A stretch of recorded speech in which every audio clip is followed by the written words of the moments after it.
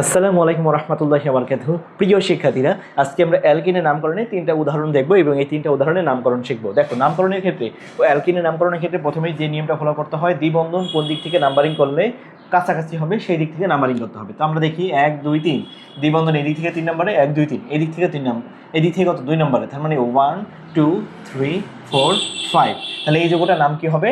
4 নম্বরে। 4 নম্বরে কি আছে? একটা মিথাইল শাখা। তাহলে আমরা লিখবো কি 4 মিথাইল। খেয়াল করো, 4 নম্বরে আছে একটা মিথাইল, তাহলে 4 মিথাইল। কয়টা কার্বন? 5টা কার্বন। এই জন্য লিখবো আমরা পেন্ট।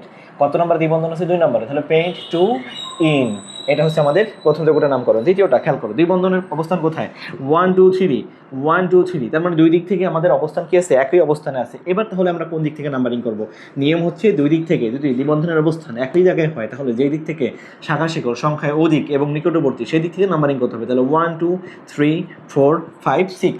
তাহলে এখানে আমাদের 2 নম্বরে দুইটা কি আছে? মিথাইল গ্রুপ, তাহলে 2 2, আর এবং আরেকটা আছে 5 নম্বরে, তাহলে 2 2 5। এখানে হবে ট্রাই মিথাইল। কয়টা কার্বন? মেন ব্যাকবোনে 6টা। হেক্স, তাহলে দ্বিবন্ধন কোথায়? 3 নম্বরে, তাহলে হেক্স 2 ইন। এবার খেয়াল করো, শেষেরটায় নাম্বারিং আমরা কোন দিক থেকে করব? যদি এই দিক থেকে নাম্বারিং করি তাহলে 1 2 3 4 5 6 7, 6টা হয়, তার মানে এখানে 7, 6টা কার্বন আছে।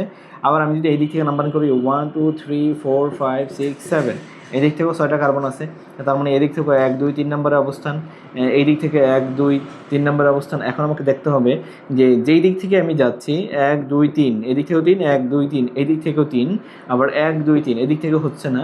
তার মানে আমাকে এই দুইটার যে কোনো একটাকে শাখা কী করতে হবে? মেইন ব্যাকবোনে নাম্বারিং করতে হবে। এখন যদি আমরা এই দিক থেকে নাম্বারিং করি 1 2 3 4 5 6 7, এই দিক থেকে 1 2 3 1 2 3 4 নম্বর হয়ে যায়, তার মানে ওই দিক থেকে আসা যাবে না। এখন খেয়াল করো, আমি 5 নম্বরে একটা কি পাচ্ছি? শাখা পাচ্ছি।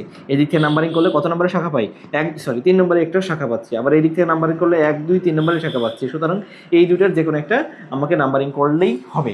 এখন তুমি চিন্তা করো 1 2 3 4 5, অর্থাৎ 3 আর 5-এ আমি দুইটা শাখা পাইতাম এদিকে গেলে। আবার এই দিক থেকে খেয়াল করো 1 2 3 4 5, 3 এবং 5-এ, তার মানে দুইটা লাইনেই সঠিক। এই দিক থেকে নাম্বারিং করলে সঠিক, এই দিক থেকে নাম্বারিং করলেও সঠিক। তার মানে আমাদের এখানে কি কি আছে দেখতে হবে? 3 নম্বরে এবং 5 নম্বরে দুইটা কি আছে? ইথাইল গ্রুপ, তাহলে 3 5 ডাই ইথাইল, 3 5 ডাই ইথাইল। কয়টা কার্বন টোটাল? 7টা কার্বন। এই জন্য লিখতে হবে আমাদের হেপ্ট। কত নম্বর দ্বিবন্ধন আছে? তার নাম 3 নম্বরে, হেপ্ট 3, তার মানে হেপ্ট 3 ইন হবে এই যোগটার নাম। এই হচ্ছে আমাদের অ্যালকিনের নামকরণের বেসিক কিছু উদাহরণ। পরবর্তীতে আমরা আর জটিল কিছু উদাহরণ সম্পর্কে জানবো। আসসালামু আলাইকুম ওয়া রাহমাতুল্লাহি ওয়া বারাকাতুহু।